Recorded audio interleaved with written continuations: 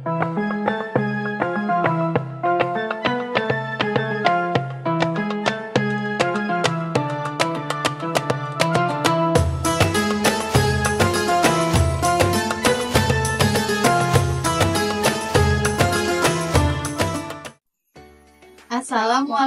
warahmatullahi wabarakatuh.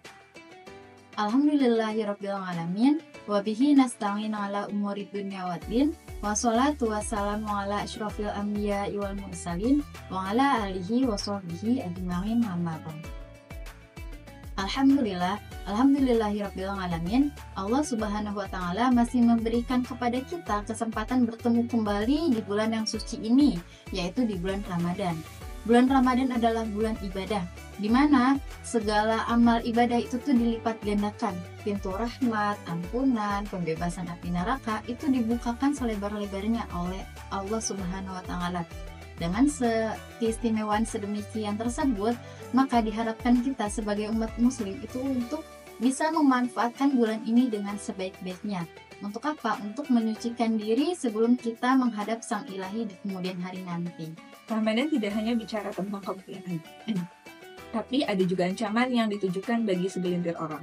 Dikisahkan oleh Imam Al-Bukhari dalam kitab Al-Adabul Mufrad, suatu ketika Nabi menaiki mimbar. Pada tangga yang pertama, beliau berucap amin. Pada tangga kedua dan ketiga, beliau berucap amin.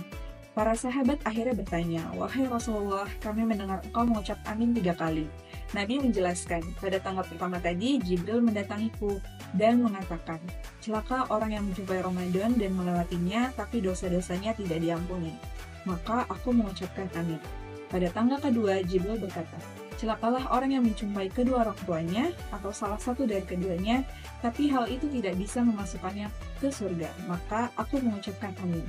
Dan yang ketiga, celakalah orang yang ketika namamu disebut di dekatnya, tapi ia tidak bersalawat kepadamu. Maka aku mengucapkan amin. Doa tersebut disampaikan oleh malaikat terbaik dan juga diaminkan oleh manusia sekaligus makhluk terbaik. Nah, doa Jibril yang pertama adalah bagi orang yang menjumpai dan menunggu bulan Ramadan, akan tetapi dosanya belum diampuni. Rasulullah SAW telah mengingatkan kita tentang kemuliaan bulan Ramadan, di mana bulan Ramadan itu adalah bulan penuh berkah, bulan kemuliaan, bulan penuh rahmat, penuh ampunan, penuh pembebasan dari neraka, dan bulan dilipat gandakannya amal kebaikan. Setiap amalan sunnah itu diberi balasan seperti amalan wajib, dan amalan wajib itu dapat diberi balasan dengan berlipat-lipat oleh Allah Subhanahu wa taala. Namun ternyata masih banyak umat muslim yang menjalani ibadah puasa tapi enggan memohon ampunan dan rahmat kepada Allah Subhanahu wa taala. Maka akhirnya apa? Akhirnya bulan Ramadan itu berlalu sedangkan dirinya masih berlumuran dosa. Malaikat Jibril pun mendoakan celaka atas mereka. Maka sungguh rugi orang beriman yang dosanya tidak diampuni oleh Allah setelah berlalunya bulan Ramadan. Nauzubillah min dzalik. Doa Jibril yang kedua perihal anak yang tidak berbakti kepada orang tuanya. Quran Surat Luqman ayat 14, dan kami perintahkan kepada manusia agar berbuat baik kepada kedua orang tuanya. Ibunya telah mengandungnya dalam keadaan lemah yang bertambah-tambah dan menyapihnya dalam usia 2 tahun. Bersyukurlah kepadaku dan kepada kedua orang tuamu.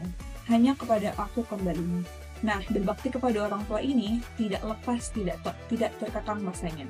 Selama nafas masih berhembus, selama hayat masih di kandung badan, seorang anak bisa berbakti kepada ibu dan bapaknya. Bakti itu bisa berupa mencukupi kebutuhannya, mendoakannya, menemuinya, berbicara dengan santun, menghibur hatinya, menyenangkan perasaannya, bahkan menyambung silaturahim kepada karib kerabatnya. Orang tua adalah keramat kita di dunia, bisa menjadi wasilah masuknya kita ke dalam surga dengan berbakti kepada orang tua, dan juga bisa menjadi wasilah kita masuk ke dalam neraka ketika kita durhaka kepadanya. Mumpung orang tua kita masih ada, maka kita minta restu, raih ridhonya agar kita tidak menjadi anak yang durhaka. Nah, doa Jibril yang ketiga perihal muslim yang tidak bersolawat ketika nama Nabi Muhammad SAW itu disebut. Sholawat merupakan ungkapan rasa cinta kita dan luapan rasa kerinduan kita terhadap Rasulullah. Caranya gimana? Caranya dengan mengucapkan lafaz-lafaz sholawat dan salam yang sudah masyhur seperti Allahumma sholli ala sayyidina Muhammad dan sebagainya. Sholawat merupakan perintah Allah, yang bahkan Allah sendiri juga melakukannya. Sebagaimana firman Allah dalam surah Al-Ahzab ayat 56, A'udzubillahi minasyaitonirrajim. Innallaha wa malaikatahu yusholluna 'alan nabi ya ayyuhalladzina amanu shollu 'alaihi wa sallimu taslima. Sesungguhnya Allah dan para malaikat bersolawat kepada Nabi Muhammad. Wahai orang-orang yang beriman, bersolawatlah kepada Nabi dan ungkapkanlah salam dengan penuh penghormatan kepadanya. Di akhirat, Rasulullah adalah manusia sentral, di mana banyak sekali manusia yang berbondong-bondong meminta syafaat kepada beliau. Maka dekat dengan Rasulullah pada saat itu adalah kesuksesan besar. Kedudukan yang sangat mulia, posisinya aman, dijamin selamat dari dahsyatnya azab. Bagaimana sih cara menjadi orang yang dekat dengan Rasulullah di akhirat? Nah, siapa sih yang paling dekat dengan Rasulullah di hari kiamat? Beliau sendiri yang telah memberitahukan kepada umatnya, yakni dengan memperbanyak bersolawat. Sebagaimana Rasulullah SAW juga bersabda, A'udzubillahi minasyaitonirrajim, Awlan nasi di yaumal kiamati aktaruhum alaihi sholatan. Manusia yang paling berhak bersamaku pada hari kiamat ialah yang paling banyak membaca sholawat kepadaku. Hadis riwayat Tirmizi. Maka marilah kita melazimkan lisan kita untuk bersolawat dan salam kepada Rasulullah. Agar tidak menjadi golongan celaka yang didoakan Jibril dan Rasulullah tersebut, maka mari kita manfaatkan kesempatan Ramadan ini untuk meraih ampunan Allah Ta'ala. Kita raih ridho orang tua sebagai wasilah kita mendapatkan surga dan memperbanyak sholawat agar dekat dengan Rasulullah. Semoga Allah Ta'ala selalu membimbing kita, memberikan pertolongan pada kita untuk istiqomah di jalannya. Amin, amin ya rabbal alamin. Sekian dari kami, semoga Allah memberikan kesempatan kepada kita untuk bertemu kembali di lain waktu. Kalau ada salah datangnya dari kami, kebenaran datangnya dari Allah Subhanahu wa Ta'ala. Wassalamualaikum warahmatullahi wabarakatuh.